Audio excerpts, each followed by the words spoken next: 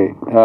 ముందుగా విచ్చేసిన ఎమ్మెల్యే గారికి, ప్రశాంత్ అన్నకి, గెస్ట్లందరికీ థ్యాంక్స్ ఎందుకు చెప్తున్నా అంటే, నాకు హరీష్, విష్ణు ఇద్దరు వాళ్ళ ప్యాషన్ చూసిన తర్వాత నాకు అనిపించింది ఏంటంటే, మన సైడ్ నుంచి ఏం చేయగలిగితే అది చేయడానికి నేను ముందుకు రావాలనిపించింది.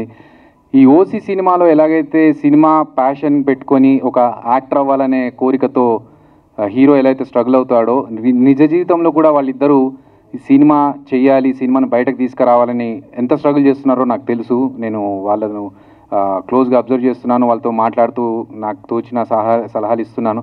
సో ఇంత కష్టపడుతున్నప్పుడు దానికి అవుట్పుట్ బాగొచ్చి రిజల్ట్స్ మంచిగా ఉంటే ఇంకా కష్టపడి మంచి మంచి సినిమాలు తీస్తారు అనే నమ్మకం నాకుంది. సో మీరందరూ కూడా దయచేసి ఈ సినిమాని సపోర్ట్ చేయండి. ప్రెస్ వాళ్ళంతా అన్నలు ఉన్నారు ఇక్కడ. సో మీరు ఇలాంటి సినిమాల్ని ఆడియన్స్కి తీసుకెళ్ళాలి, మీరు చెప్పండి. ఆడియన్స్ కూడా థియేటర్లోకి వచ్చి చూడండి సినిమాని. సినిమా పిచ్చి ఉన్న ప్రతి ఒక్కడికి, ఎందుకంటే సినిమా పిచ్చి ఎందుకంటున్నా అంటే, మిగతావి మెడిసిన్స్ ఇస్తే క్యూర్ అయిపోతాయి, కానీ సినిమా పిచ్చి అనేది అంత ఈజీగా పోదు.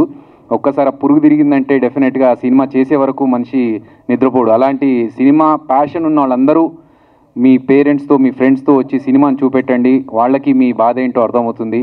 ఈ సినిమా ఒక సినిమా స్ట్రగ్లర్ గురించి లైఫ్ అండి.